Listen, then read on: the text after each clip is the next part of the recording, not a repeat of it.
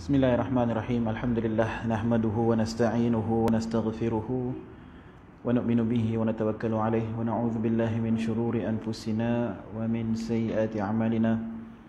May yahdihillahu fala mudilla lahu wa may yudlilhu fala hadiya lahu wa nashhadu an la ilaha illallah wa nashhadu anna Muhammadan 'abduhu wa rasuluhu. Allahumma shalli wa sallim ala sayyidina wa habibina wa syafi'ina وزخرنا ومولانا محمد صلى الله عليه وسلم. قال الله تعالى في كتابه العزيز بعد أعوذ بالله من الشيطان الرجيم بسم الله الرحمن الرحيم قل هو الله أحد الله الصمد لم يلد ولم يولد ولم يكن له كفوا أحد.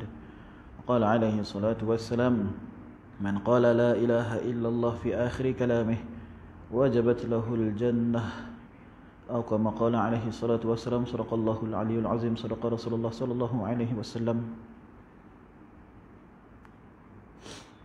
Baik, alhamdulillah, syukur pada Allah Subhanahu wa taala atas nikmat kurniaan Allah Subhanahu wa taala pada hari ini sekali lagi kita dapat bertemu dalam pertemuan yang ni pertemuan yang kedua lah untuk kitab Ummul Barahin. Sehari itu kita dah baca sikit, bagi sikit mukaddimah. Baik, kita baca doa sikit sebelum kita mula kita punya kelas. Bismillahirrahmanirrahim. Rabbi yassir wa la tu'assir wa tammim bil khair wa bika nasta'in ya fattah ya fattah ya fattah. Allahumma rabbi zidni ilma warzuqni fahma walhamdulillahi rabbil alamin. Baik, perbahasan yang kita akan bincangkan pada malam ini adalah topik yang terbesar dalam agama kita, iaitu berkaitan dengan tauhid kepada Allah Subhanahu wa taala. Benda tu paling besar sekali. Sehingga kan dalam tafsir menyebutkan apabila sampai kepada ayat wa ma khalaqtul jinna wal ins illa liya'budun, tidaklah aku ciptakan jin dan manusia melainkan semata-mata untuk beribadah kepada aku. Itu Allah Subhanahu wa taala sebut dalam Al-Quran. Tapi bila kita buka dalam tafsir, ulama kata liya'budun tu maksud dia liya'rifun. Tidaklah dicipta jin dan manusia melainkan untuk a'rif, untuk ya'rif, untuk kenal akan Allah Subhanahu wa taala. Sebab ibadah tu Allah takkan terima kalau tak kenal siapa yang kita sembah. Kalau kita sembah kepada sesuatu yang kita tak kenal, dia tak dikira sembah, tak dikira ibadah. Jadi walaupun dalam Al-Quran menyebut illa liya'budun, melainkan untuk beribadah kepada Allah, tapi syarat untuk ibadah itu diterima oleh Allah ialah perlu mengenal akan siapa yang kita sembah. Iaitulah Allah Subhanahu wa taala. Atas sebab itulah awwaluddin ma'rifatullah. Awal-awal kepada agama ni ialah kenal Allah. Awal-awal agama kenal Allah. Ilmu ini adalah ilmu yang paling tinggi, yang paling agung, paling utama, paling pertama yang diajarkan oleh malaikat Jibril kepada Nabi Muhammad sallallahu alaihi wasallam, dan itu juga ilmu yang pertama paling utama yang diajarkan Nabi kepada para sahabat. Sebelum diwajibkan solat, sebelum diwajibkan puasa, sebelum diwajibkan haji, zakat, sebelum ibadah-ibadah yang lain datang, zikir, sedekah dan sebagainya, sebelum yang tu semua ada, yang pertama sekali ibadah dalam Islam ialah beriman kepada Allah. Ucap la ilaha illallah tuflihu, kamu akan berjaya. Ucaplah la ilaha illallah tuflihu, kamu akan berjaya. Hak tu saja. Tak ada semayang, tak ada zikir, tak ada sedekah, tak ada apa. Beriman dulu kepada Allah. Jadi para sahabat Nabi bagi tahu kami ni, kami belajar iman dulu sebelum kami belajar Quran. Sebelum kami belajar hukum hakam ni, hukum hakam cerita pasal apa, solat, cerita pasal zakat, puasa, haji semua ni, kami belajar iman dulu. Belajar siapa tu Allah, kan? Kena kenal dulu Allah Subhanahu wa taala. Jadi ulama bagi tahu ini ialah usuluddin, asal-asal agama. Yang paling utama, yang paling asal. Yang mana kalau tak ada yang ni, hak lain semua tak dikira. Bahkan dia menjadi Yang pertama sekali dalam rukun Islam. Dalam rukun Islam kita ada 5 ucap syahadah, solat, puasa, zakat, haji. Ucap syahadah tu nombor 1 sekali. Pasal kalau hak tu tak ada, hak bawah, hak lain semua tak diterima. Dia solat ke, dia puasa ke, dia pergi haji beratus kali sekalipun, tapi kalau yang pertama dia tak lepas, dia tak lulus, maka tidaklah diterima sama sekali. Kemudian rukun iman pula, yang syahadah la ilaha illallah Muhammad Rasulullah tadi dia pecah pada 6 rukun iman tu. Nak sempurna kita punya syahadah tu, kena sempurna 6 perkara tersebut. Percaya kepada Allah, malaikat, kitab, rasul, hari kiamat, qada qadar. Dan kitab yang kita bincangkan dia hanya bawa 2 perbahasan sahaja, iaitu beriman kepada Allah dan beriman kepada Rasul, seperti yang telah saya terangkan pada kelas yang pertama. Dan juga kitab ni macam mana Mandin nak bawa? Ada bawa ke? Tak order lagi no? Kitab ni murah ya, RM6 saja. Kitab ni nama dia Ummul Barohin. Dia siap ada bahasa Arab dengan bahasa Melayu. Senang kita nak buat rujukan. Lebih baik bila kita ada kitab sekali dengan kita, supaya mudah untuk kita tulis nota dan sebagainya. Baik. Sebelum saya masuk kepada muqaddimah dia ni, dia cerita pasal hukum akal tu kan. Kita kena cerita dulu muqaddimah sebelum tu, iaitu yang saya bagi tahu sebelum ni, yang dinamakan sebagai ilmu alat. Ilmu alat ni ialah alat lah, peralatan lah. Kalau kita nak repair kereta, kena ada alat. Nak repair rumah, nak buat rumah, kena ada alat. Tak ada alat, tak boleh buat kerja. Jadi macam tu juga dalam ilmu, kalau nak mengetahui sesuatu ilmu, kena ada alatnya. Dia ada ilmu yang induk, dia ada ilmu yang alat. Ilmu alat ni ialah ilmu-ilmu istilah. Ilmu istilah, ilmu nahu, ilmu saraf, ilmu bahasa, yang mana dengan mempelajarinya dapat mempelajari ilmu yang lebih besar.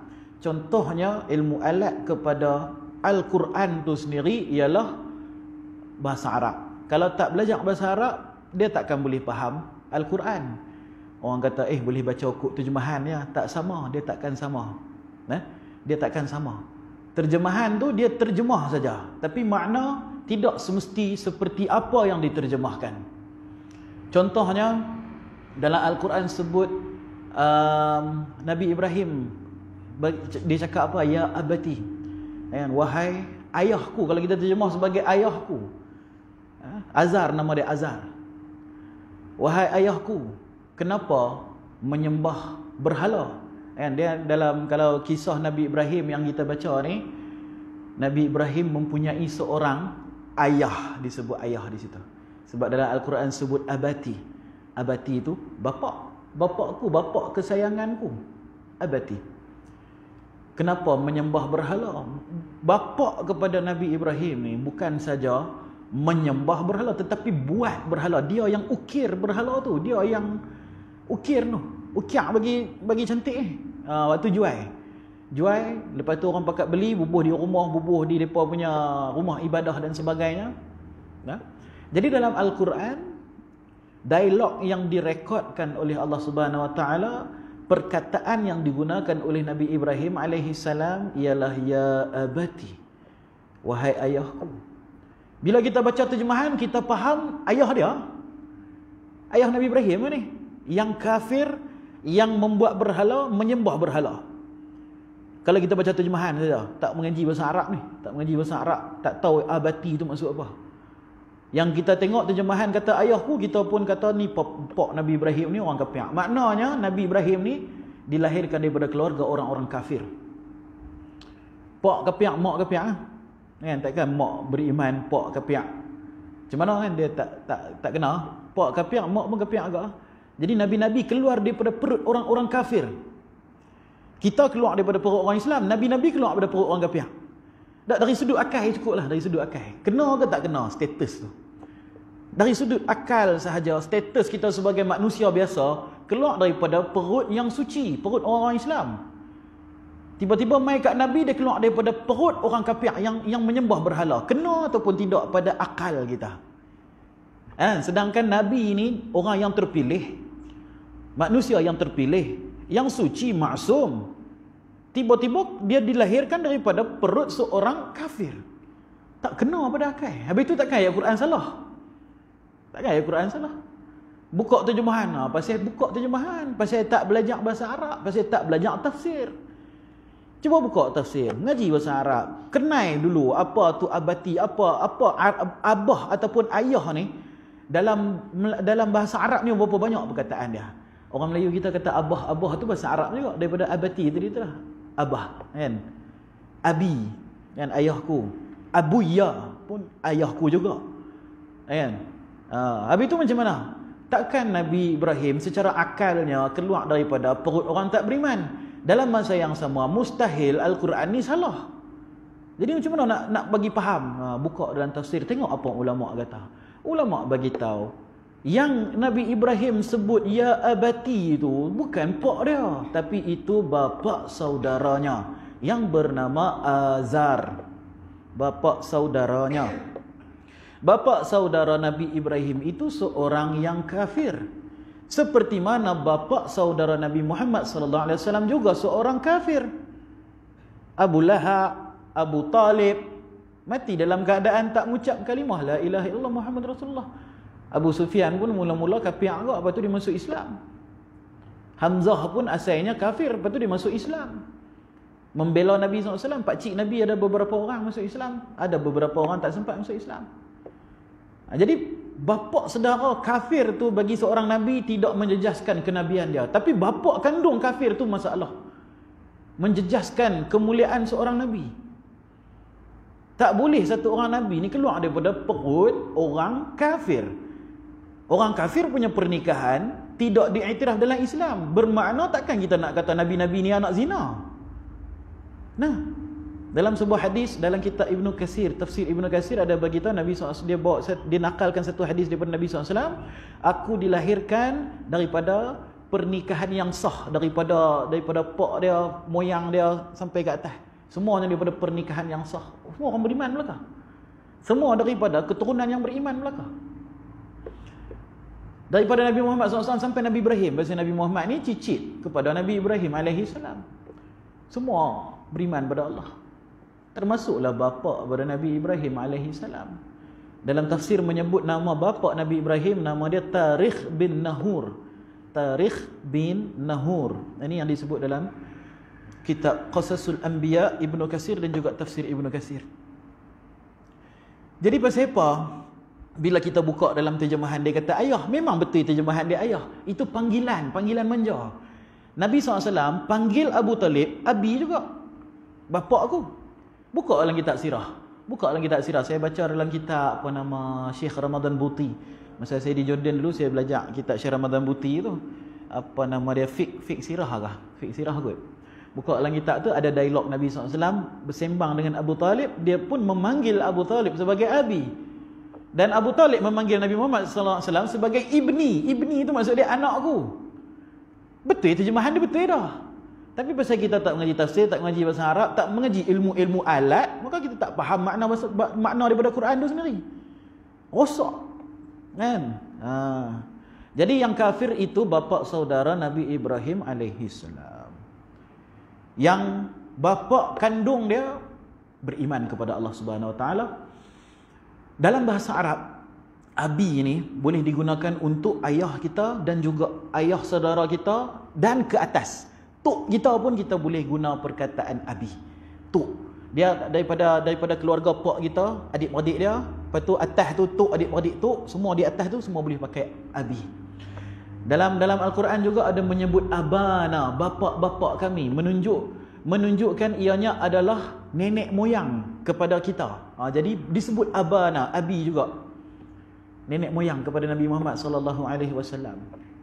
Nah, habis tu macam mana kita nak tahu bapa yang disebut dalam bahasa Arab sebagai bapa kandung? Dalam bahasa Arab bapa kandung disebut walid. Waw, alif, lam, dal. Walid. Nah? Daripada perkataan walada kan, walada tu maksud dia lahir. Kalau hari kelahiran kita panggil maulid Nabi, maulidur rasul. Maulid tu maksud dia kelahiran. Walad maksud dia anak, walad. Walid maksud dia yang melahirkan anak tersebut. iaitu mak ataupun bapa. Lepas tu kita doa Allahumma ighfir lana dhunubana wali walidayya wali walidina. Kalau seorang wali walidayya, kalau ramai wali walidina warhamhum kama rabbawna shighara. Kita tak sebut abana, kita tak sebut abana ataupun ummahatuna ke apa kan, tak sebut. Kita sebut wali walidayya, wali walidina, menggunakan perkataan walid. Kedua orang yang melahirkanku. Jadi bapa kandung, mak kandung guna perkataan walid. Kalau mak kandung kita guna perkataan walidah. Jadi masalah bahasa Arab di situ menjadi kontroversi besar ni. Ada orang kata pak Nabi Ibrahim kapiak pasal dia panggil apa Azar tu abati. Ada juga orang kata ibu bapa Nabi pun kapiak juga, Nabi Muhammad kita ni. Pasal apa? Dalam satu hadis ada menyebutkan satu orang laki-laki ni dia pak dia mati dalam keadaan musyrik, dalam keadaan kafir. Tanya pada Nabi, "Aina abi ya Rasulullah?" Mana pak aku lah ni? Nabi bagi tahu kat dia, "Abi wa abuka finnar." Pak aku dengan pak hang dalam neraka. Pak aku dengan pak hang dalam neraka. Nabi nak pujuk dia, kira tak payah sedih lah, pak aku pun masuk neraka juga. Tapi tak boleh nak ubah lah fakta pasal dia mati dalam keadaan tak beriman, tak mengucap syahadah. Hadis tu hadis sahih. Jadi timbul khilaf ni, ada orang kata makna kata pak Nabi ni orang kafir makna kata Abdullah tu orang kafir orang jadi kontroversi. Padahal abi yang dimaknakan di situ ialah Abu Talib, yang dibahaskan oleh para ulama, Abu Talib tu. Pasal pak Nabi bukan abi tapi walid, bapa kandung. Jadi yang masuk ke neraka tu, yang Nabi sayang sangat-sangat tu ialah bapa saudara Nabi, iaitu Abu Talib, bapa kepada Sayyidina Ali radhiyallahu taala anhu. Sayyidina Ali tu sepupu Nabi. Sama, dia punya logik dia sama. Kalau Abdullah itu kafir, bermakna Nabi lahir daripada keluarga yang kafir, daripada ibu yang kafir. Aminah tu kafir, Abdullah tu kafir. Padahal Abdullah tu sendiri menunjukkan dia seorang beriman. Nama Abdullah tu sendiri menunjukkan dia seorang yang beriman. Sebab abdun maksud dia hamba. Allah makna dia Tuhan yang satu. Al-ilah, Tuhan yang satu. Al tu mengkhususkan sesuatu yang umum. Dia tambah alif lam. Asal ilah saja. Ilah tu Tuhan. Sebab tu bila kita ucap syahadah la ilah, tidak ada Tuhan. Ilah, semua benda boleh jadi Tuhan. Ayak ni pun boleh jadi ilah. Makanan pun boleh jadi ilah. Kita punya ubat boleh jadi ilah. Tapi kita nafikan la ilah, tidak ada ilah. Illa kecuali al-ilah, satu ilah saja. Al-ilah tu bila di apa orang kata diringankan bacaan dia menggabungkan. Jadi Allah tu yang saya cerita hari tu Allah itu gelaran kepada Tuhan. Tapi nama dia siapa? Nama Allah ialah Asmaul Husna. Ar-Rahman, Ar-Rahim, Al-Malik, Al-Qudus sampai habis 99 nama Allah. Itu nama. Allah tu gelaran ketuhanan. Dia dikira nama juga, tapi bukan nama ni. Dia dikira Asmaul Azaman, Ismul Azam. Nama yang paling agung sekali, gelaran apa orang kata keagungan, macam Sultan, Datuk Sri, Tan Sri kan. Dia gelaran keagungan. Allah satu Tuhan. Jadi nama dia sendiri Abdul kepada Allah, hamba kepada Tuhan yang satu. Pak dia pula, siapa pak dia? Abdul Muttalib. Abdul Muttalib pula juga seorang yang beriman. Bila Abrahah nak mai serang dia punya Kaabah dia masa tu ketua kaum Quraisy.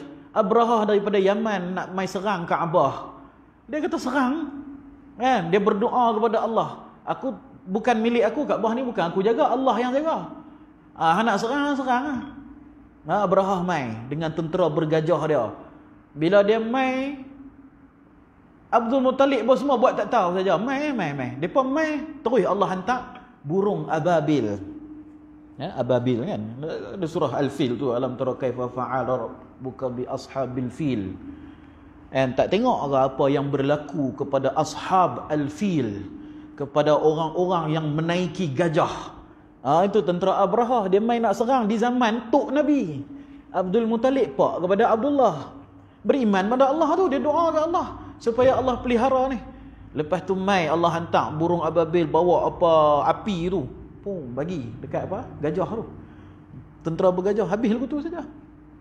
Jadi tok Nabi beriman, pak Nabi beriman, melahirkan Nabi SAW yang beriman. Dan bila Nabi yang beriman ni, macam mana Nabi boleh kenai Allah ni? Dia mai daripada Nabi Ibrahim punya salasilah pengajian. Salasilah pengajian agama tu, agama Hanif dia panggil. Daripada Nabi Ibrahim AS turun ke Nabi Ismail, turun ke cucu cicit dia sampai kepada Abdul Muttalib, sampai kepada Abdullah, sampai kepada Nabi Muhammad SAW. Jadi depa kenai Allah, depa kenai, depa ni agama Hanif, orang yang beriman kepada satu Tuhan. Jadi Nabi SAW daripada muda lagi, Nabi pening kepala tengok orang-orang kafir ni. Depa duk tawaf di Kaabah dalam keadaan telanjang lah apalah, pening kepala tengok. Maka Nabi mengasingkan diri naik ke atas gua Hira sana, pergi ke Jabal Nur. Pasal Nabi seorang yang beriman, tak tahan dengan perangai orang-orang kafir. Mengasingkan diri, tak boleh, tak kena dengan dia punya natural dia, dengan dia punya tabiat dia, tak kena. Nabi tak suka kepada benda-benda yang macam ni. Pasal Nabi ni datang daripada agama Hanif. Naik ke atas bukit, daripada atas bukit itulah dapat bertemu wahyu Allah Subhanahu Wa Taala yang dibawa oleh Jibril alaihi salam, suruh baca surah apa tu, Iqra tu, surah Al-Alaq kan. Iqra bismi rabbikal ladzi khalaq. Baik. Jadi sebelum apa-apa kita nak mengaji, kena tahu dulu ilmu alat dia. Kena tahu dulu ilmu alat dia. Jadi bagi ilmu alat kepada tauhid, tauhid ataupun akidah Asy'ariyah yang kita nak mengaji sifat 20 apa semua ni, maka kena tahu kaedah macam mana nak memahami isi kandungan kitab ni. Jadi kaedah yang digunakan oleh para ulama ialah hukum akal, dia susun jadi 20 sifat. Macam yang saya bagi tahu sebelum ni, perbahasan tentang Allah ni kita pecah kepada 4 perbahasan. Yang pertama zat, yang kedua sifat, yang ketiga af'al, yang keempat asma'. Yang kita banyak bahaskan ialah sifat. Sifat. Dia bukan Allah tu pecah 4 dah. Allah tu tidak ada juzuk bagi dia, tidak ada bahagian-bahagian bagi dia. Cuma ni nak memudahkan perbahasan. Kerana keempat-empat itu adalah satu. Keempat-empat itu adalah pada zat Allah Subhanahu Wa Taala tu sendiri. Jadi yang kita nak bahas ni yang paling susah sekali ialah benda berkaitan dengan sifat. Cerita pasal sifat. Jadi sifat ni lah yang menentukan akidah kita betul ataupun tidak. Betul ataupun tidak. Jadi ada 20 yang wajib kita ketahui. Bukan bermakna sifat Allah ada 20 saja. Sifat Allah ni ada banyak mana, wallahu alam, kita tak tahu. Terlampau banyak. Boleh jadi ratus, boleh jadi ribu, boleh jadi juta. Allah saja yang tahu tentang diri Allah. Ni formula dia yang ulama bagi tahu, siapa yang betul-betul kenal Allah hanyalah diri Allah sahaja. Allah sahaja yang mengenal diri dia. Allah sahaja yang tahu hakikat diri sebenar dia macam mana. Tidak nabi-nabi, tidak para malaikat. Nabi-nabi dan para malaikat hanya mengenal Allah berdasarkan kehendak Allah. Allah nak mereka kenal sampai tera mana, sampai takat tu saja. Kalau 100% Allah nak nabi-nabi ni kenal Allah ni takat 90% saja, maka 90% saja. 90% saja. Allah nak malaikat ni kenal Allah ni setakat 80%, setakat tu saja. Jadi iman para malaikat dan iman para nabi ialah setakat mana yang Allah izin saja.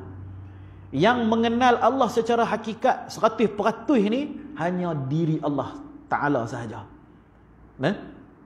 Jadi satu orang tak boleh nak dakwa diri dia, saya kenal Allah dengan sebenar-benar kenal, dengan sehakikat-hakikatnya saya kenal Allah. Tak boleh claim lagu tu. Nabi-nabi pun tak berani claim lagu tu. Tiba-tiba kita yang tak ada apa ni nak claim kata paling kenal Allah. Tak boleh. Tak boleh. Yang kita duk mengaji ni, yang kita duk mengaji sifat wujud, qidam, baqa apa semua ni yang ada di dalam kitab ni, ini semua ialah apa yang Allah khabarkan tentang diri dia. Apa yang Allah tak khabarkan tentang diri dia, kita tak boleh cakap. Selebihnya kita tak boleh cakap. Kita hanya boleh bercakap tentang apa yang Allah bagi tahu tentang diri dia saja. Tak boleh lebih pada tu. Pasal lebih daripada tu Allah saja yang tahu. Dia serupa macam ni, sekolah nak buka tak lama lagi kan, lagi 20 hari. Lagi ni berapa bulan dah? 10 hari lagi. 20 hari bulan buka dah. Nak buka sekolah. Mai anak-anak saya ada darjah 1. Masuk ke sekolah, cikgu kenal dah anak kita tu. Dia tak kenal. Macam mana cikgu nak berkenalan dengan anak kita? Dia akan minta rekod biodata diri, nama. Dia akan suruh, biasa budak darjah 1 lagi, sila kenalkan diri anda, biodata diri anda. Kita pun tulis nama, apa, duduk di mana, adik-beradik berapa, anak yang ke berapa, nama apa, nama mak apa, pak kerja apa, mak kerja apa, makanan kegemaran apa, minuman kegemaran apa. Kan? Pengalaman manis, pengalaman pahit, semua tulis ni, biodata. Biar budak-budak sekolah. Jadi kita pun tulis, semua orang tulis, kumpul bagi kat cikgu. Cikgu baca satu-satu. Adakah cikgu sudah mengenal anak murid dia? Tak. Belum. Tak kenal pun lagi. Dia hanya alim tentang anak-anak murid dia. Dia bukan arif tentang anak murid dia. Sebab itulah orang yang pandai tauhid, kita panggil dia alim. Tak panggil dia arif. Sebab arif kenal, alim tahu. Alim tu tahu maksud dia, tahu, mengetahui. Saya mengetahui nama dia Muhammad Yusuf bin Muhammad Zakwan. Saya mengetahui pasal saya baca dalam biodata dia. Saya mengetahui pak dia nama Muhammad Zakwan. Saya mengetahui depa ni duduk di Taman Sempadan. Saya mengetahui pak dia kerja apa. Saya tahu umur dia berapa, lahir di mana, tarikh lahir bila. Saya mengetahui, alim, alimah, ya'lam, kan, ta'lam, mempelajari information, mempelajari maklumat daripada apa yang diberi oleh anak kita. Jadi dia alim tentang anak kita, tetapi dia tidak arif tentang anak kita. Yang arif tentang anak kita siapa? Yang pertama, diri dia sendirilah. Dia paling kenal diri dia. Yang kedua, mak pak dia. Mak pak dia tahu. Kalau dia muka lagu ni, majuk tu. Nak pujuk macam mana? Siapa pun tak boleh pujuk dia. Mak pak dia tahu nak pujuk pasal mak pak kenal dia. Tu beza arif dengan alim. Walaupun mak pak dia tidak perlu kepada biodata anak dia. Tak perlu pun hafal biodata anak dia. Kerana apa? Kerana rapat. Jadi para ulama yang membahaskan ilmu tauhid apa semua ni, yang hafal sifat 20 dalil dengan perbahasan khilaf apa semua ni, ini semua alim. Ini semua alim ulama. Ulama, orang yang memiliki maklumat. Yang memiliki maklumat dan boleh menceritakan maklumat itu kepada orang lain. Alim, ulama. Alim seorang, ulama ramai. Tu dia punya bahasa dia. Alim tu seorang dalam bahasa Arab. Kalau ulama, banyak-banyak alim. Ramai-ramai orang alim. Jadi yang kenal Allah ni, dia satu lagi level. Yang itulah level wali-wali Allah. Wali-wali Allah. Wali-wali Allah ni, mereka bukan apa orang kata berkaitan dengan biodata Allah ni. Dah khatam lama dah. Mereka khatam bih dah. Mengaji sifat 20 apa semua ni khatam bih dah. Fiqh apa semua khatam lengkap. Mereka ni memang dah alim dah. Kemudian mereka mendekatkan diri dengan Allah. Seperti yang disebutkan dalam hadis, mereka dekatkan diri dengan Allah melalui amalan-amalan yang wajib, kemudian amalan-amalan yang sunat. Sampai satu tahap mereka dilantik, diangkat oleh Allah sebagai wali-wali dia. Ketika itu mengenal Allah bukan lagi melalui teks, bukan lagi melalui wujud, qidam, baqa apa semua ni, tak. Hak tu mengetahui tentang Allah, tapi dia dah sampai satu level dia mengenal Allah melalui uzlah. Dia duduk seorang-seorang beribadah kepada Allah, duduk sengap-sengap mengaji, baca Quran, munajat, doa, teriak-teriak, menangis seorang-seorang. Dia rasa lebih lazat bercakap-cakap dengan Allah berbanding bercakap-cakap dengan manusia. Dia lebih banyak mendiamkan diri dia, lebih banyak mengasingkan diri dia. Tok-tok guru zaman-zaman dulu, kalau mereka buat pondok, mereka akan ada satu bilik uzlah khas. Ada tok guru, dia buat kubur siap. Malam-malam dia piduk dalam kubur tu, untuk ingatkan dia kepada kematian dan untuk apa orang kata uzlah, supaya hilang kemanisan dunia daripada hati dia yang menyebabkan dia lalai, lupa pada akhirat. Duduk dalam kubur baca Quran dalam tu, bubuh tikar apa semua kan, tapi korek kubur sendiri duduk dalam tu baca Quran apa semua. Tu semua kaedah untuk mengingatkan kita kepada, tazkirah kepada kita untuk mengingatkan kita kepada akhirat. Mengasingkan diri, beruzlah ni dilakukan oleh para ulama besar-besar. Imam Ghazali buat, Imam Nawawi buat, imam-imam besar-besar ni. Dan mereka siap tulis kitab lagi, kelebihan beruzlah, mengasingkan diri, bercakap-cakap dengan Allah, munajat dengan Allah. Dia sampai satu tahap, dia kenal Allah melalui uzlah tadi itu, bukan melalui teks lagi. Maka ketika itulah daripada alim billah menjadi arif billah. Sebab itu wali-wali Allah tidak lagi digelar ulama, mereka digelar arifin, orang-orang yang arif. Imam An-Nawawi dia tulis satu kitab nama dia Bustanul Arifin, taman-taman orang-orang yang arif, orang-orang yang kenal Allah, iaitu merujuk kepada wali-wali Allah. Jadi kitab Bustanul Arifin itu membahaskan ilmu tasawuf, ilmu berkenaan dengan kewalian. Cerita tentang hati, tentang macam mana kita nak capai ihsan bila beribadah ni nampak Allah. Beribadahlah kamu seakan-akan kamu melihat Allah, ka'annaka tarah, seolah-olah kamu melihat Allah. Bukan boleh nampak, bukan ada zat apa kita nampak, ada telinga, mata, ada.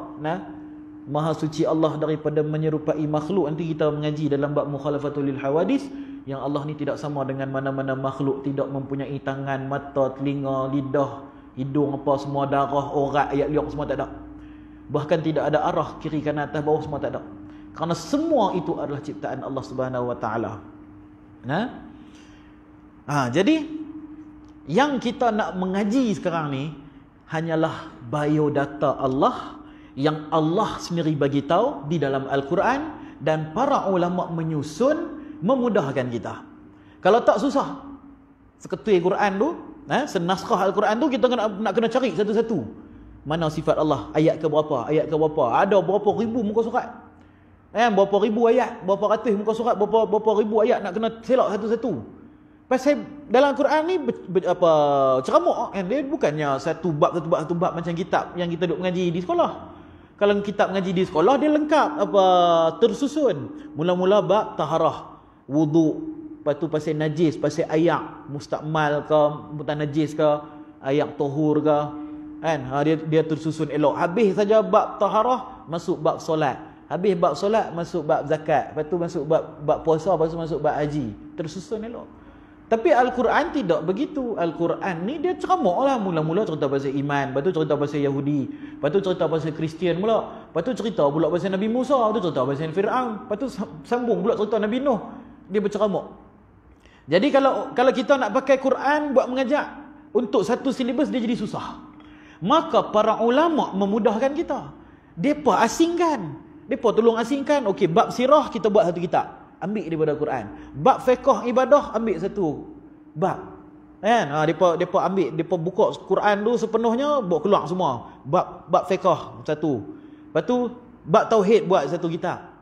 Jadi adalah kitab tauhid, ada kitab fiqh, ada kitab sirah, ada kitab tajwid, ada kitab tafsir, semua tu jadi lengkap dan memudahkan kita untuk mengaji. Ada di depan saya ni Ummul Barahin ni, nipihnya. Tapi ni semua dia ambil daripada Quran lah. Dia ambil daripada Quran. Apa dalil Allah tu wujud ada dalam Quran, apa dalil Allah tu baqa, mukhalafatul lil hawadis, qiyamu binafsi, sampai habis. Semua ada dalil daripada Quran yang diambil oleh para ulama, menyusun dan memudahkan kita. Dan macam tu dia punya kaedah dia.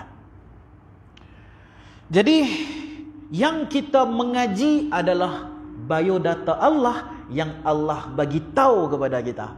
Yang Allah tak bagi tahu kepada kita, kita tak boleh bahas, tak boleh cerita. Jadi kita tak boleh klaim kata kita kenal Allah ni, tak boleh. Tapi mengetahui sifat-sifat Allah kita boleh dakwah. Kerana kita mengaji sifat-sifat Allah. Saya tahu. Tahu tak apa, kenal tak boleh. Sebab kenal dia ada satu proses yang lain. Khatam dulu yang semua biodata yang Allah bagi dalam Al-Quran, yang disebut dalam hadis, dah mengetahui semua dalil-dalilnya, barulah akan masuk ke tahap kenal Allah. Dia kena ikuti pula proses-proses tasawuf. yang dilakukan oleh apa nama ulama-ulama sufi macam Imam Ghazali dan sebagainya. Ada kitab-kitab khusus dia ajak kan, mula-mula kena buat ni 40 hari buat ini, 40 hari buat tu kan, kena puasa dan sebagainya, kena berzikir, jaga hati, jaga mata, jaga telinga, jaga lidah. Baca kitab apa nama Abdul Qadir Jailani, kitab Sirul Asrar, dia ada ajak solat, ada semua benda dia bahagi dua. Solat terbahagi dua, puasa terbahagi dua, zakat terbahagi dua. Dia kata ada yang syariat, ada yang tarekat. Kalau yang syariat contoh macam puasa, yang syariat, puasa syariat ialah kita tak memasukkan apa-apa dalam rongga badan kita selepas subuh sampai maghrib. Itu puasa syariat. Siapa yang berjaya melaksanakan puasa syariat, sahlah puasa dia. Tapi apa manfaat yang dia dapat? Tidak dapat apa-apa manfaat kecuali lapar dan dahaga dan keletihan badan. Kalau dia semata-mata puasa syariat. Semata-mata puasa syariat apa? Tak memasukkan apa-apa dalam rongga badan kita daripada lepas subuh sampai masuk waktu maghrib. Apa yang dia dapat? Dia hanya dapat lapar, dahaga dan letih. Sebab itu Imam Abdul Qadir Jailani bagi tahu, selain puasa syariat, kena juga buat puasa tarekat, dia kata. Iaitu menahan diri daripada melihat yang haram, menahan diri daripada mendengar yang haram, menahan diri daripada marah, dengki, cemburu, semua perangai tak elok tu buang. Barulah puasa syariat tadi tu memberi manfaat yang besar kepada dia. Barulah penuh dengan fadilat, barulah penuh dengan kita kata nur, penuh dengan nur, kerohanian dia jadi tinggi. Kerana dia menghayati makna puasa tu sendiri bukan sekadar menahan lapar dan dahaga. Dia puasa syariat, puasa juga hakikat tarekat. Sama macam solat. Solat ada solat syariat, ada solat tarekat. Solat syariat, dia buat 13 rukun tu lah lengkap, baca Fatihah apa semua lengkap, sahlah sembahyang dia. Tapi kalau dia hanya buat itu saja, maka sia-sialah solat dia. Tu Allah bagi tahu dalam Al-Quran, fawailul lil musallin, celaka orang yang solat ni. Alladzina hum an salatihim sahun, orang yang solat dalam keadaan lalai. Dia hanya solat syariat saja. Dia hanya buat 13 rukun saja, cukup Fatihah, cukup tahiyat akhir apa semua, bagi salam apa semua lengkap habis. Dia hanya melaksanakan syariat solat sahaja, tidak melaksanakan tarekat solat tersebut, hakikat solat tersebut. Allah siap bagi tahu lagi, celaka orang yang duk ambil syariat saja ni. Fawailul lil musallin, celaka bagi orang-orang yang solat. Orang-orang yang ambil syariat saja ni celaka, Allah kata. Bukan saya kata, Quran kata. Jadi macam mana tak mau celaka? Kena ambil, Imam Abdul Qadir Jailani kata, kena ambil satu lagi ni, tasawuf. Hidupkan hati dengan tasawuf. Waktu solat tu kena hidup hati dia, kenal Allah. Kena mencegah diri dia daripada segala kemungkaran tu yang dalam Quran bagi tahu solat itu mencegah kan daripada segala fasad dan mungkar. Tapi kalau kita solat dan masih belum dapat mencegah fasad dan mungkar, makna kata solat kita masih di level syariat lagi, belum naik level. Bila kita dah naik level kepada tarekat, kepada hakikat, kepada makrifat, barulah solat kita tu akan menjadi pencegahan kepada segala yang buruk dalam diri kita. Baik. Jadi untuk mengetahui perbahasan tauhid perlu kepada beberapa ilmu alat. Kita kembali kepada ilmu alat tadi itu. Yang pertama sekali ialah berkenaan dengan hukum. Hukum ada 3. Apa tu hukum? Hukum ni ialah satu ketetapan Allah Subhanahu Wa Taala lah. Satu ketetapan yang Allah tetapkan. Setting dia tu ditetapkan, default setting kalau orang putih kata. Tetap. Satu benda yang ditetapkan oleh Allah Subhanahu Wa Taala dan dibahagikan ia kepada 3. Yang pertama, hukum yang disebut sebagai hukum syar'i. Yang kedua, disebut sebagai hukum adi. Yang ketiga, disebut sebagai hukum aqli. Ada syar'i, ada adi, ada aqli. Mula-mula sekali syar'i. Hukum syar'i Dia pecah dua. Satu, dia sebut hukum syar'i taklifi. Satu lagi dia sebut hukum syar'i wad'i. Tapi nak mudah faham, kita tak mau pergi jauh sangat, kita ambil satu saja, hukum syar'i taklifi. Pasal hak tu yang kita pakai selalulah. Dia pecah kepada 5, iaitu wajib, haram, makruh, sunat, harus. Ini hukum syar'i taklifi dia panggil. Yang ditaklifkan ke atas kita, dipertanggungjawabkan ke atas kita, ada 5 hukum. Daripada kita mula bernafas, mula bernyawa di atas muka bumi ni, sampai akhir nyawa kita, akhir nafas kita, hembusan nafas kita yang terakhir, semua tu daripada kita bernafas sampai kita hembuskan nafas terakhir, kita tertakluk kepada 5 hukum tadi. Semua benda yang kita buat wajib tertakluk ataupun terkena pada salah satu daripada 5 hukum tadi. Sama ada dia wajib ataupun dia haram, ataupun dia makruh, ataupun dia sunat, ataupun harus. Macam tuan-tuan sekarang duduk dalam pengajian, hukum dia apa? Dia boleh jadi wajib, boleh jadi sunat. Sunat bagi yang sudah mengetahui sifat 20 punya pengajian. Besok mengaji dan dia masih ingat lagi. Mengaji dah, lama dah, dah kot 10 tahun lepas dah mengaji dengan tok guru mana tu, khatam sampai habis. Ingat lagi tak? Ingat, bolehlah, ingatlah. Kalau cerita pasal wujud baqa apa semua tu bolehlah ingat. Maka duduk di dalam majlis ketika ini baginya ialah sunat. Dia dah lepas dah tanggungjawab wajib dah. Supaya macam orang pi haji kali pertama wajib. Kalau dia pi kali kedua, jadi sunat. Umrah kali pertama dia pergi jadi wajib, kali kedua dia pergi umrah jadi sunat.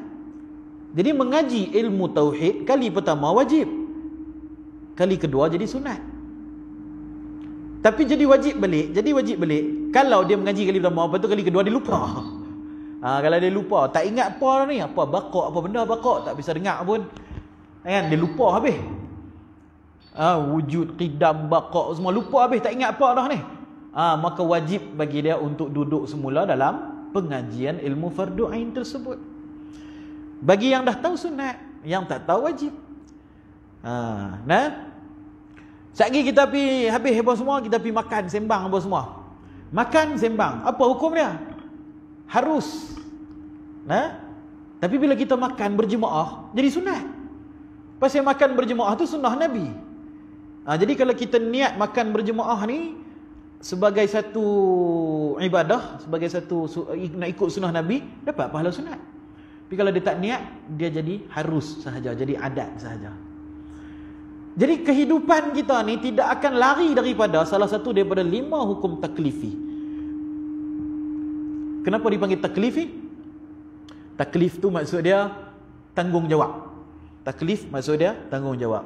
Allah SWT bagi tahu dalam Al-Quran, la yukallifullahu nafsan illa wus'aha. La yukallif. Yukallif tu daripada perkataan taklif tadi tu. Taklif ni maksud dia tanggungjawab. La yukallifullah. Allah tidak pertanggungjawabkan kepada seseorang itu, melainkan mengikut kemampuan dia. Tu ayat Quran. Jadi yukallif, taklif maksud dia tanggungjawab. Diberi tanggungjawab.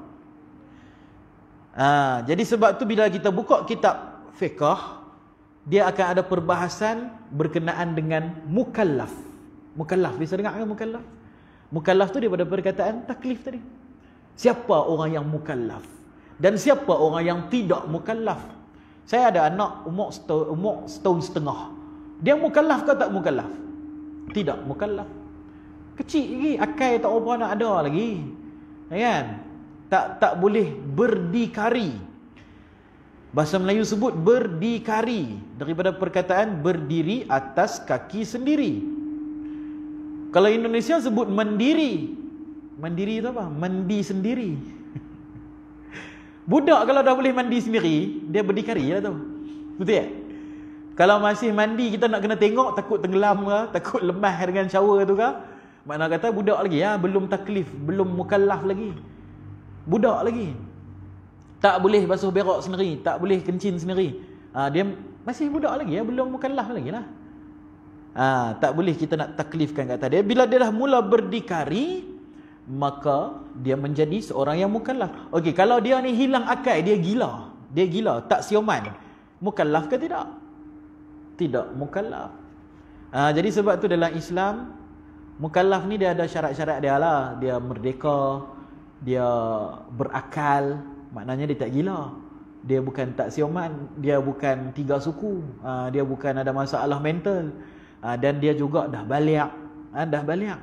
Sebab kalau tak balik lagi, dia belum mukallaf, dia tak boleh beza mana baik mana buruk lagi.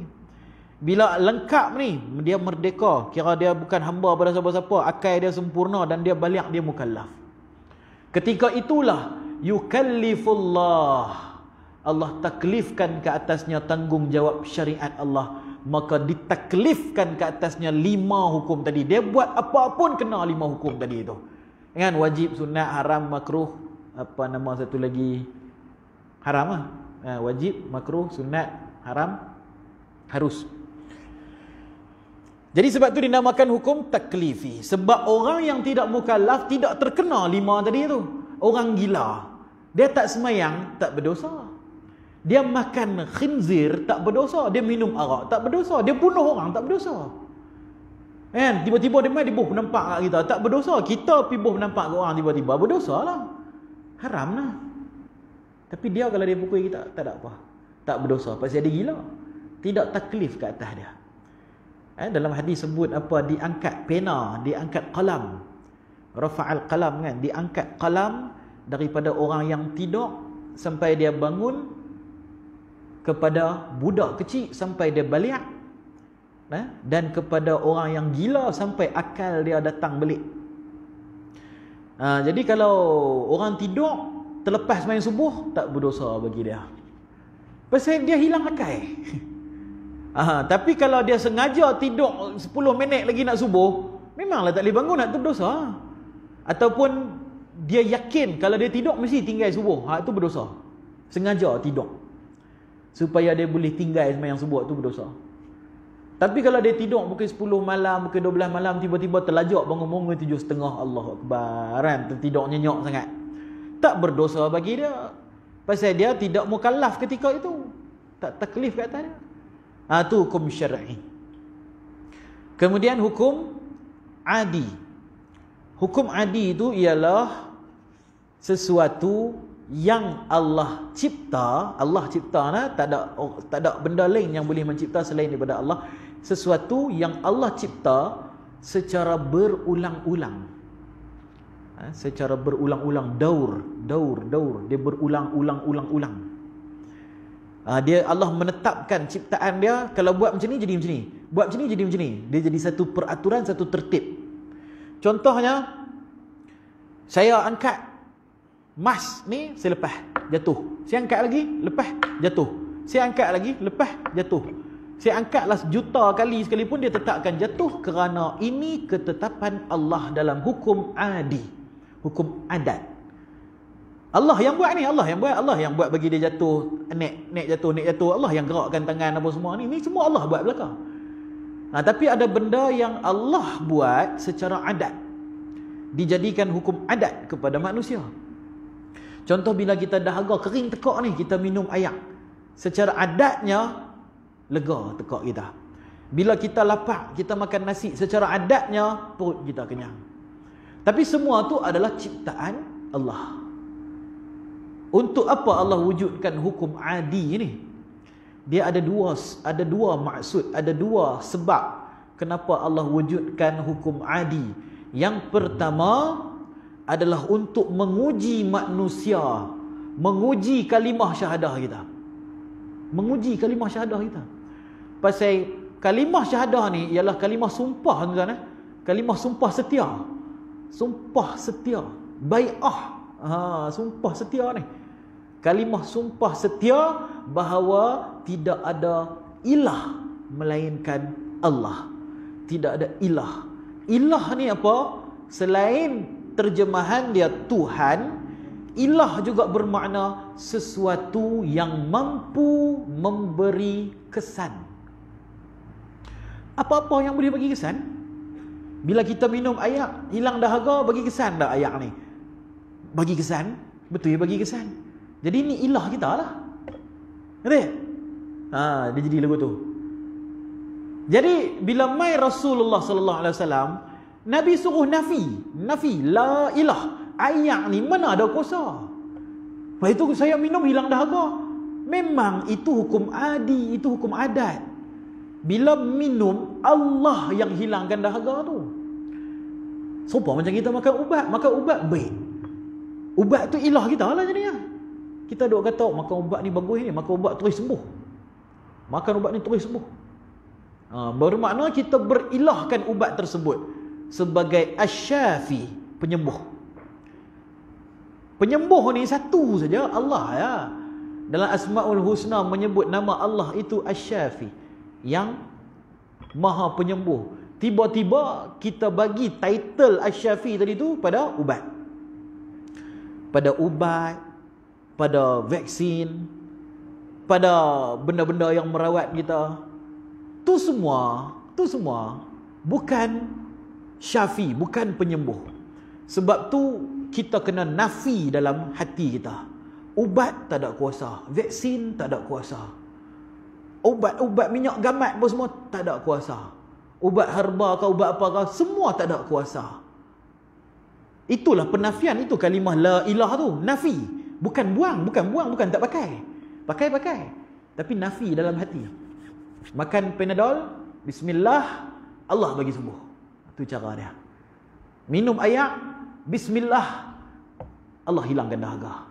Makan nasi, bismillah, Allah bagi kenyang. I'tikad tu kena betul. Sepasal kita dah angkat sumpah, la ilah, tidak ada ilah illa Allah, kecuali Allah. Jadi kita kena tunaikan sumpah kita tu. Kena tunaikan sumpah kita. Dia berkaitan dengan hati lah. Siapa pun tak tahu. Siapa pun tak tahu dalam hati kita ada apa. Siapa pun tak tahu kita berilahkan ayak ataupun tidak. Kita berilahkan duit ataupun tidak. Kita berilahkan makanan ataupun tidak. Kita berilahkan kebun ataupun tidak. Kita berilahkan gaji kita ataupun tidak. Tempat kerja kita, kebun kita, kedai kita, bisnes kita. Kalau benda tu kita beriman ianya memberi kesan, bermakna la ilaha illallah ada tambahan. Tidak ada Tuhan melainkan Allah dan kedai saya, dan ubat, dan makanan, dan minuman. Kena tambah syahadah tu. Kena tambah syahadah. Tak. Macam mana pasal kita tipu Allah ni? Kita tipu Allah. Kata tak ada sesuatu pun yang berkuasa kecuali Allah. Tapi hati kita duk kata yang ada kuasa, makanan ada kuasa, ubat ada kuasa, vaksin ada kuasa, bisnes ada kuasa, kebun ada kuasa. Macam mana tu? Habis tu nak tinggal? Tak boleh. Kan boleh tinggal. Makan, minum, perintah daripada Allah. Kulu washrabu wala tasarrufu. Kalau kamu sakit berubat. Nabi suruh berubat, ada dalam hadis. Berubatlah kamu. Kalau kamu sakit berubatlah kamu. Pergi cari ubat. Dan jangan cari ubat yang haram. Itu dalam hadis bagi tahu. Hadis yang berkaitan dengan perubatan tu. Apabila kamu sakit, pergi cari ubat. Tetapi jangan cari ubat yang haram. Itu dia punya hadis dia. Jadi berubat tu perintah daripada Nabi. Kena berubat. Bila lapar makan, bila dahaga minum. Tapi hati kena jaga. Ayak, makanan, ubat, semua tak ada kuasa. Illallah, Allah saja yang maha kuasa. Jadi hukum adi yang pertama sekali kerana nak menguji syahadah kita. Nak menguji syahadah kita. Allah wujudkan hukum adi tadi tu nak menguji syahadah kita. Nak tengok betul tak hang punya syahadah tu. Hang kata tak ada apa pun berkuasa melainkan Allah kan? Aku nak tengok. Maka aku pun Allah pun buat hukum adi tu. Nah, bila minum hilang dahaga, bila makan kenyang, bila makan ubat sembuh. Nak tengok macam mana hangpa punya iman macam mana. Masa tu goyang iman kita. Pakai kena pakai, tapi iman kena pada Allah. Iman kena kekal pada Allah. Jadi hukum adi diwujudkan, yang pertama tujuan dia untuk menguji kita. Siapa yang mati dalam keadaan beriman kepada Allah, tidak yang lain, syurga bagi dia. Wajabat lahul jannah, wajib syurga bagi dia. Disebutkan dalam hadis, siapa yang ada iman sebesar zarah. Zarah kecil ya.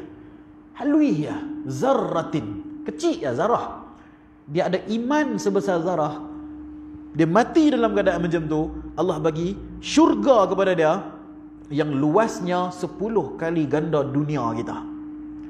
Nak abang mai kata punyalah susah nak dapat iman tu. Nak dapat iman sebesar zarah tu. Sebesar zarah tu nak dapat iman cukup susah. Pasal benda di sekeliling kita ni semua hukum adat. Bawa kereta tekan minyak, boom, dia jalan. Kita pun beriman kereta tu ada kuasa. Betul? Minyak habis.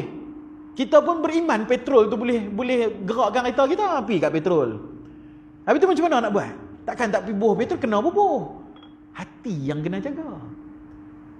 Petrol tak ada kuasa, kereta tak ada kuasa, kenderaan tak ada kuasa, gerek pun semua tak ada kuasa. Allah yang kuasa. Sebut dalam hati, sebut dalam hati. Sebut nafi. Tu yang ulama tasawuf selalu duk sebut nafi isbat tu. Nafi. Bila kita bubuh minyak petrol tu dalam hati duk nafi, petrol tak ada kuasa. Aku bubuh ni kerana hukum adat saja. Habis, bubuh, simpan dah balik petrol tu. Bawa kereta. Tekan minyak dalam hati nafi. Kereta tak ada kuasa. Aku tekan, kereta berjalan, itu hukum adat semata-mata. Allah yang gerakkan kereta ni. Tu orang beriman. Kalau dia mati dalam keadaan macam tu, dia mati dalam keadaan macam tu, syurga bagi dia 10 kali ganda besar dunia. Kalau dia mati dalam keadaan itu dan iman dia tu sebesar zarah. Kalau lagi besar, lagi bagus lah. Lagi besar lah syurga bagi dia. Jadi sebab itulah para ulama, para wali-wali Allah, mereka mengekalkan iman mereka tadi itu dengan cara banyak bercakap tentang kebesaran Allah. Duduk dengan kawan-kawan, cakap Allah ini, Allah itu, Allah. Semua benda dilapik dengan Allah. Makan nasi, alhamdulillah hari ni Allah bagi sedap lah. Ada kenduri hari ni, gulai ayam, alhamdulillah Allah hantar makan. Ada hamba Allah dia buat kenduri, rezeki daripada Allah, dia lapik semua dengan Allah. Kehidupan kita bertauhid. Allah ni tak ada di mulut kita pun. Macam mana nak ada di hati? Di mulut pun tak ada. Nak cakap pun malu kat kawan. Nak puji Allah, makan sedap, nak puji Allah malu. Di mulut pun dah tak ada, macam mana nak ada di hati? Jadi nak dapat sebesar zarah tu cukup susah. Di mulut pun tak ada. Mulut dengan hati kita sejengkai. Tapi di mulut pun tak sampai, macam mana nak masuk ke hati? Sebab tu ulama kata mulakan dengan banyak bercakap tentang Allah, banyak lapik perkataan-perkataan kita dengan nama Allah tu sendiri. Jadi ini perintah daripada Nabi. Nabi yang suruh buat benda ni. Nabi bagi kita jaddidu imanakum. Perbaharuilah iman kamu. Pasal kita dengar, nak beriman. Allah bagi sedap, Allah bagi makan, Allah bagi ni. Lama-lama dia slow. Banyak duk tengok TV, banyak duk menyembang dengan kawan-kawan. Kawan pula duk sembang cerita movie terbaru lah, cerita pasal dunia, cerita pasal duit. Dia lupa dah Allah tadi tu. Maka Nabi SAW tahu keadaan tu. Maka Nabi pun suruh jaddidu imanakum. Perbaharui iman kamu. Kalau rasa iman dah mula lemah, mulut dah jarang sebut Allah, perbaharui iman kamu. Maka sahabat tanya, kaifa jaddidu imanana, macam mana kami nak tajdidkan kami punya iman? Nabi SAW beritahu, akthiru biqaul la ilaha illallah.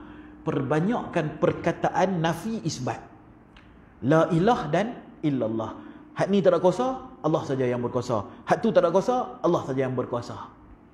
Dalam hadis tu sebut akthiru biqaul. Qaul tu berkata. Qala Rasulullah. Berkata Rasulullah, qul huwallahu ahad. Katakanlah Allah itu ahad. Jadi dalam hadis tu sebut akthiru biqaul. Perbanyakkanlah qaul, perkataan. La ilah, ini semua tak ada kuasa, illallah, Allah saja yang maha kuasa. Bila makan sedap, bukan tukang masak yang pandai masak, Allah yang bagi sedap. Bila makan nasi kenyang, bukan nasi itu ada kuasa. Nafi ni, nafi. Perbanyakkan perkataan macam tu. Allah yang bagi kenyang. Itu akthiru biqauli la ilaha illallah. Nabi tak kata akthiru bizikri la ilaha illallah. Nabi tak kata perbanyakkan zikir la ilaha illallah. Kita pun dengar hadis tu, oh macam tu rupanya nak perbaharui iman. Kita pun duduk kat tepi tu, kita baca la ilaha illallah, la ilaha illallah, la ilaha illallah, la ilaha illallah. Betul dah? Betul juga. Betul juga. Boleh je. Pasal Nabi SAW ni, perkataan Nabi ni jawami'ul kalim.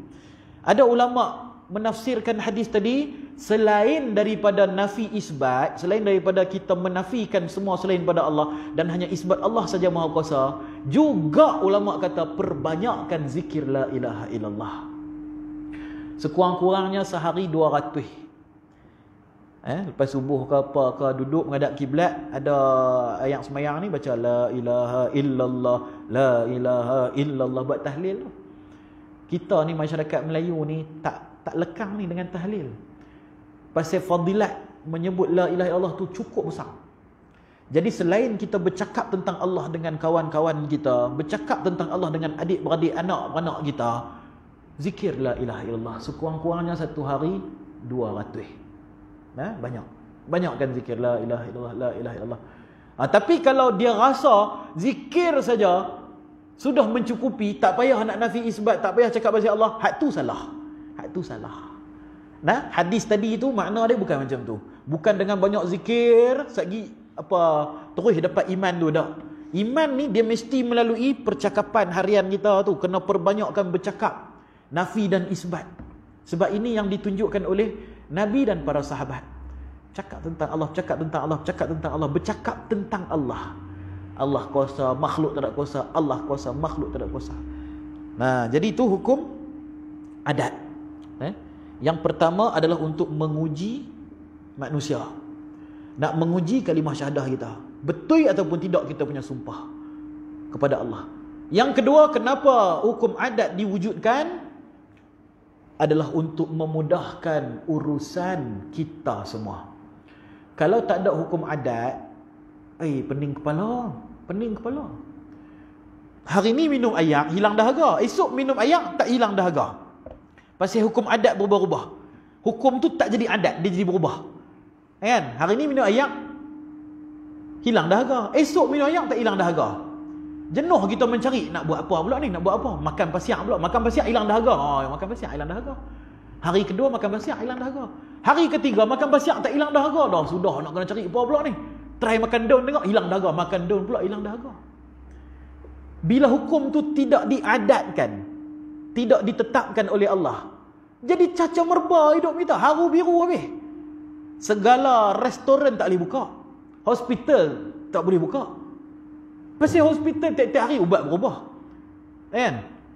Ubat sakit jantung dia bagi satu pil ni, esok dah tak berkesan lah. Pasal hukum adat tak ada. Esok kena cari ubat lain pula. Tak ada lah hospital atas muka bumi ni. Buka restoran. Buka restoran dia nak saji apa? Kan? Hari ni kenyang makan nasi, esok kenyang makan pasiak. Lusa kenyang kena makan batu pula. Lepas tu makan kayu baru kenyang. Jadi macam mana dia nak menega? Takkan hari-hari kena tukar menu. Hari ni kayu masak merah. Esok batu masak apa-apa pula. Tak jadi menega kita. Jadi bila tak ada hukum adat, celaru habis dunia ni. Maka Allah pun wujudkan hukum adat untuk memudahkan kita semua. Bila manusia menemukan adatnya itu, maka depa pattern jadi ubat, jadi makanan, jadi ni. Tu yang orang ni tukang masak ni, dia kena try nak dapatkan resepi yang terbaik. Dia try bubuh 2 sudu. Ui, masin sangat. Kurangkan 1,5 sudu. Oh, okey ni okey. Bagi kat kawan-kawan. Kawan kata masin jugalah. Oh, dia pun kurang sikit lagi. 1 suku saja. Ni macam mana? Okey. Cak tanya orang ni, okey, semua okey. Oh, inilah resepi terbaik. Dia buat buku resepi. Masukkan 1 suku cukup rasa. Wajib nama tu untuk menyedapkan masakan. Itu hukum adi tu, hukum adi. Sebab dia buat eksperimen dulu. Kalau tak ada hukum adi, dia bubuh 1 kilo gula ambil. Kan, jenuh manis. Dia bubuh 1 kilo garam. Tak ada hukum adat. Jadi bila ada hukum adat, boleh kita buat resepi-resepi, boleh kita buat pelbagai eksperimen, boleh menghasilkan pelbagai jenis ubat-ubatan dan sebagainya yang memudahkan kehidupan kita semua.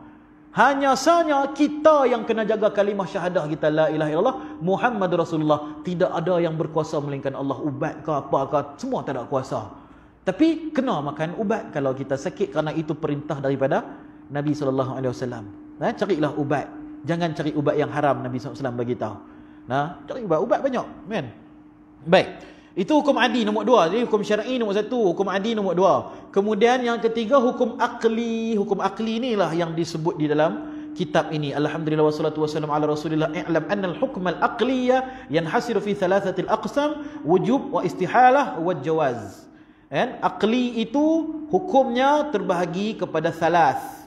Yang pertama wujub, ketiga istihalah, dan yang kedua istihalah, dan yang ketiga al-jawaz. Yang tu kita akan bahas pada kelas yang akan datang insya-Allah. Kita tangguh majlis kita dengan tasbih, kafarah dan surah Al-Asr. Subhanallah bihamdi, subhanakallah bihamdika, asyhadu an la ilaha illa anta, astaghfiruka wa atubu ilaik. Bismillahirrahmanirrahim. Wal 'asri innal insana lafi khusr illa alladziina aamanu wa 'amilus shalihaati wa tawassaw bil haqq wa tawassaw bis sabr. Alhamdulillahirabbil alamin. Assalamualaikum warahmatullahi taala wabarakatuh.